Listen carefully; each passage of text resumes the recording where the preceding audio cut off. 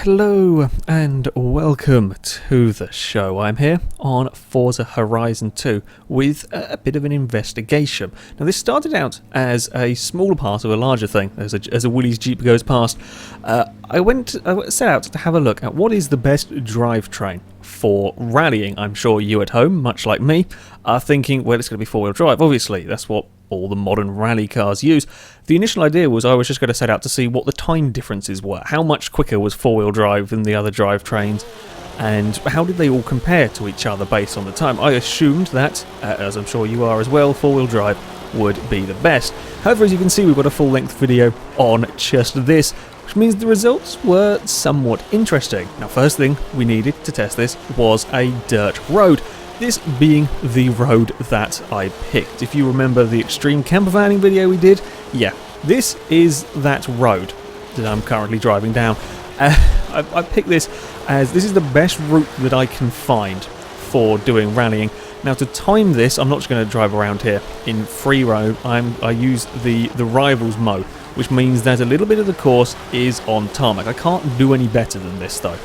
All of the sort of the rally stages, if you like, they have bits of tarmac in them. I mean, and to be fair, you know, rallying, they do have tarmac stages as well. This is primarily about the off-roading thing. So we set out to test this. The way I'm going to do this, or the way I did this, I should say, is I have three cars. I'm starting with the Ford Focus. I have a rear-wheel drive one, I have a front-wheel drive one, and I have a four-wheel drive one.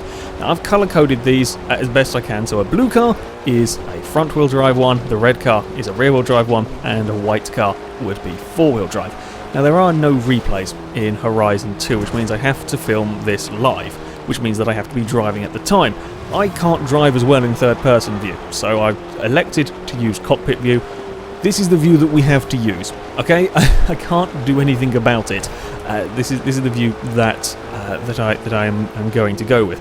As I said, it's not quite a perfect situation for timing. I'm using the rivals mode for the most accurate form of timing that I can do. Yeah, there will be ghost cars around, etc. Again, I'm doing the absolute best that I can. So we start off with the Ford Focus. I'm going to do three runs with each car, just to kind of make things fair, to make sure that something's not a complete one-off, that I just haven't done a completely amazing time with a car or had a slightly duff run with something else. I'm doing my best to sort of keep my shortcuttings of the track the same, if you like. There are a couple of corners on here that I will jump the road itself a little bit when I think I can take a slightly different line, or I think I can take a much faster line through there, but I'm doing it with every single car. So it doesn't matter if I'm cutting a corner off somewhere, because I'm doing the same, or a similar route as I can. I'm not a robot, I can't do exactly the same every single time. But if there's a shortcut going on somewhere, I will take the same, or I'll take the same route through the course as close as possible with every single vehicle. This Focus, I quite like this car. I have to say, I did enjoy driving this vehicle in the front wheel drive configuration. It's not the fastest of accelerating cars, it's not got the greatest of top speeds, but it was a nice car to drive down this course. Now, I am only using one route. However, another reason I picked this route is it has got a good variety of corners. You saw that the first section there, it was quite a quick section on the most part, there with a couple of slower corners. Then we come into this much more technical, much trickier section with quite a few hairpins to worry about. There are a couple of jumps as well for the cars to navigate. There's nothing huge though. There's no really ludicrous jumps. That's I think about the biggest airtime that the cars get. Yeah, the jumps aren't hugely ludicrous, and the cars here are not going to have too many problems, certainly not with this sort of power at the moment anyway. I have too many problems with the bumps. All of the vehicles should make it around fairly okay. As we come down towards the final few corners, yeah, we do go on tarmac. Right at the very end, I'm trying to race the ghost of an Audi Quattro. I don't have the speed of the Quattro, and then it's pretty much flat out through here, so it shouldn't really make a huge amount of difference between the cars. On this final bit, it's just a flat out run to the line. The only difference may be a slight bit of weight that goes on. Now, to calculate the times, it doesn't actually come up with the times, which is a bit annoying, so I was subtracting the times from the ending screen there. So the car was then, well, the car was modified to be rear-wheel drive, keeping everything in the vehicle exactly the same. So no other upgrades other than the drivetrain swap. Now this does affect the weight. The weight of the cars go up. If I convert it to rear-wheel drive, of course the car's going to get heavier. Convert it to four-wheel drive, it's going to get heavier again because they're adding in more drive lines, etc. As a rear-wheel drive car, and this is still not massively powerful, however, I was struggling a little bit with the oversteer in this car. It was sliding around quite a lot more than the front-wheel drive vehicle, and if the car's going sideways, I'm not going forward, I'm losing a bit of time. And you're struggling a little bit more putting the power down out of the, see there's quite a big slide mid-corner there, you just don't get that with a front-wheel drive car. And of course putting power down out of the slower corners can also be a little bit of a problem with the rear-wheel drive car. The four-wheel drive one, as expected, was quite nice, quite easy to drive, there was no huge problems, however this too was a little bit oversteering. If I'm honest, didn't quite expect that from it. Yeah, it was a little bit over, so certainly nowhere near as bad as the rear-wheel drive car, but it was perhaps a little bit twitchier, at times a little bit more difficult to control than the front-wheel drive one. There's a slide going on there that I wasn't quite expecting that from the Focus. Now I am having to use cars that are all built for front-wheel drive, because I can't convert any other ones to drive with a front-wheel drive layout, so yeah, these cars are designed to be front-wheel drive cars. In fact, well, this Focus was a rally car that was often used as four-wheel drive, but yes, there's a little bit in that. Anyway, when it comes to the times, an interesting result came up. The front-wheel drive car was quite considerably quicker than the four-wheel drive one, and the rear-wheel drive one really struggled. It's like 10 seconds slower. Now, I will, to be fair, the rear-wheel drive car was the first one I took down this course, and seeing as the results were perhaps a little erratic down here, I came to the conclusion that maybe it was a little bit of inconsistency from my part on this one, as you know, it is not the cleanest grouping, if you like, with the rear-wheel drive times. Front-wheel drive is pretty close between the times. I got one good run with the four-wheel drive one, but yeah, it wasn't the best. So I set out again with the cars. This time though, they have been modified quite considerably. They've got the inline-4 turbo rally engine in these now, with the stage 1 restrictors, or first stage restrictors removed, I think it was. So they now got 367 horsepower, 406 torque. That's quite a powerful engine in these cars. And the rest of the car was kept standard. Absolutely everything else in this car is standard. Tyres, brakes, suspension and so on is all kept exactly the same as it was. Just the engine upgrade in these. And of course the different drive lines between the three cars. As a front-wheel drive vehicle, on the road it was quite a bit understeery. I drove it around on the tarmac roads getting around. I just gave it a quick test. It was quite an understeery car. However, on the dirt roads, it was fine. It was really quite a nice vehicle to drive. Despite the fact it was running everything standard, it didn't have too many problems out of the corners. It was fairly planted. Okay, we go a little bit wide on there. Take out a bush, not ideal. But it was quite an easy vehicle to drive. As a four-wheel drive vehicle, again, it was a fairly similar story to the last time. We still had a little bit of oversteer going on, still not quite as planted as the front-wheel drive car. You would expect that this would get out of the corners quicker and be perhaps a little quicker accelerating on the dirt. That's certainly what I would assume. However, actually sort of going through the corners itself, they didn't feel like there was quite as much grip, and you were just sliding it around a little bit more than I personally would have liked, and I felt I was losing a little bit of time on that. I just assumed that I would make it up under traction. And of course, as a rear-wheel drive car, yeah, it was still quite a pain to get through the corners. It's still sliding around. Of course, with more power now, it becomes even more difficult to sort of use that power, get that power down onto the dirt stuff. Yeah, it slides quite a lot like this. You know, nobody's particularly surprised by that, but you do have to be quite careful. I mean, this is not a ludicrous amount of power. 367 horsepower is not too much to ask from. I mean, the Focus RS, the modern Focus RS had 350 horsepower, so 367 is not a stupid, horrendous amount. Yeah, you know, running on standard tyres and standard brakes and suspension, etc., it might not be quite ideal. The time's much more consistent for this run. Again, the rear-wheel drive car is losing a huge amount of time.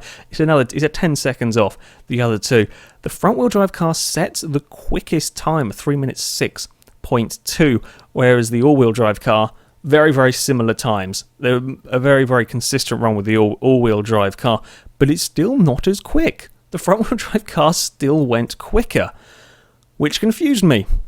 I'm going to be honest, I did not expect that. Not with that amount of power and the fact that there is no other handling parts. I thought the all-wheel drive car would absolutely walk this one. I thought it would be easily straightforward for that. But it didn't.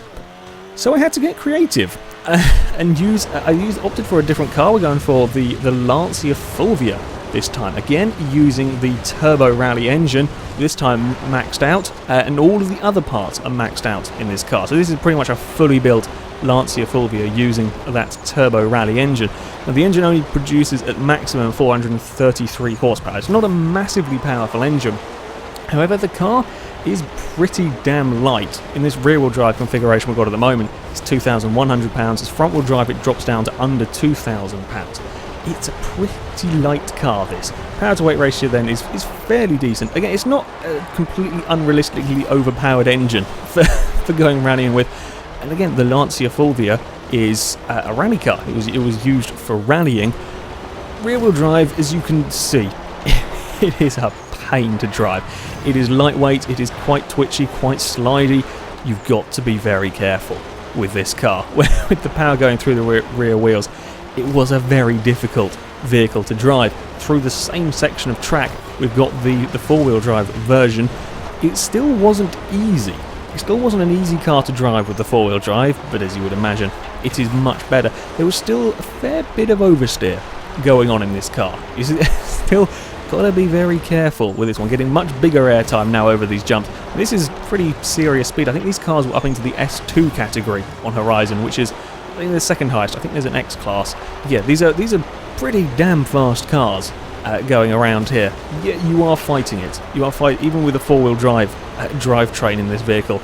There's plenty of fighting going on. That is a very big slide, and trying to correct it. Well, we've taken out a bush a little bit. It wasn't undrivable by any means, but it was a bit of a struggle. There's a little bit of a tap on the wall. You can tell how difficult a car is to drive by the amount of skill points I'm getting for sliding. I don't like sliding cars unless unless the car decides it's doing it on its own. So yeah, even with the four-wheel drive, it wasn't easy. As a front-wheel drive car, it was back to being fairly nice. Fairly nice to drive, because of course the back end isn't really going to come out on me. It does a little bit there. Awesome drift in a front-wheel drive car, apparently. Yeah, it does come out a little bit, but of course it's much, much nicer to drive with this layout. The downside is that you would be losing acceleration out of the corners, only having the power going to the front wheels, and the front wheels are being asked to do the steering as well as the power delivery. You're asking quite a lot of them, whereas of course the four-wheel drive car is spreading it out over all four of the wheels. May have cut the corner a small bit on that one, but yeah, the front-wheel drive car was, as you can see here visibly, it's a much easier car to drive. Still can be a little bit twitchy. Okay, it's still a very light car, and it could get thrown about by the bumps a small amount, and it did struggle perhaps a small bit on the tarmac stuff at the start and at the end of the stage. When it comes to the times, again, it was the front-wheel drive car that goes quickest, only by a very small margin, and the all-wheel drive car is perhaps a little bit more consistent, but the front-wheel drive car set the fastest time, and the time gained from the all-wheel drive one is just from that drive out of every single corner. Front-wheel drive one is much nicer through the actual corners, and it's 10 seconds off for the rear-wheel drive car, losing 10 seconds. Very consistent on the lap times, or on the stage times, I should say. The rear-wheel drive is really struggling down here. I didn't expect there to be such a big difference between the rear-wheel drive and everything else. Still slightly flummoxed by these results, I decided to try something a little bit different. I've got the Renault Clio RS200, just released for Forza Horizon 2. I figured I'll give this car a go, because this is not designed to be a rally car. The Lancia and the Focus were both used quite extensively as rally vehicles, and this, well, this isn't really. This is a hot hatch. Yes, it's a performance vehicle, but it's not designed specifically for rally. I'm not sure the Focus was, but that Focus RS was used quite a lot in rallying. So I gave the Clio a go. Again, similar story with the drivetrains. Cars kept completely standard, except for the drive line.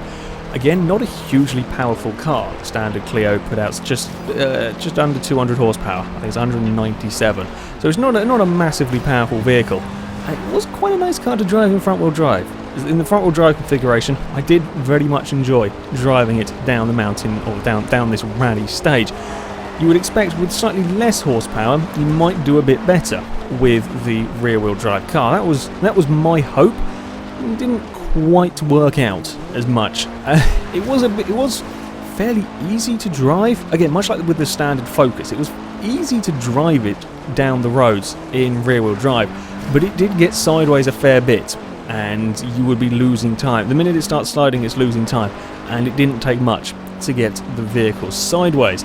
That was as four-wheel drive. This car was, again, it's a similar story on the four-wheel drive front. I think with the Clio though, this was perhaps a little bit grippier. It certainly felt like it to me. With the four-wheel drive car, it wasn't quite as slidey as the Focus had been when it was four-wheel drive. Yeah, I didn't feel a huge amount of difference between the four-wheel drive and the front-wheel drive.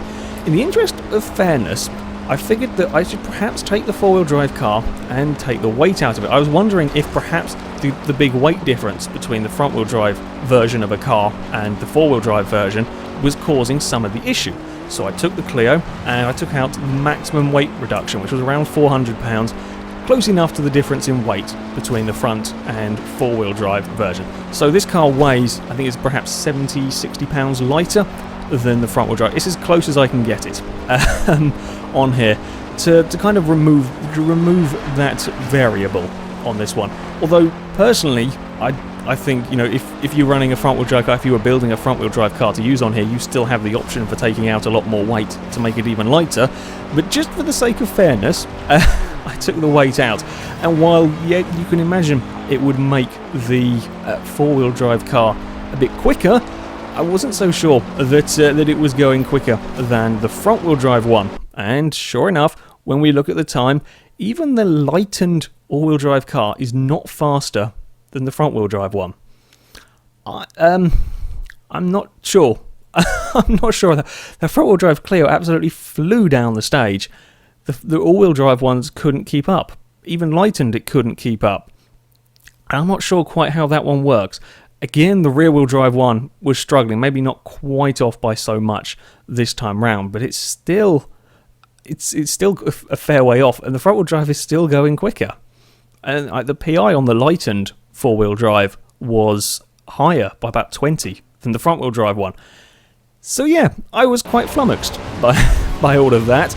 My final idea was to get a Volkswagen Scirocco. Again, this was another new one to Forza Horizon 2, and put as bigger engine as I could get in it, as much power as I possibly could get into it, max out everything, and then see what happens. So at the moment we're on board with the four-wheel drive version.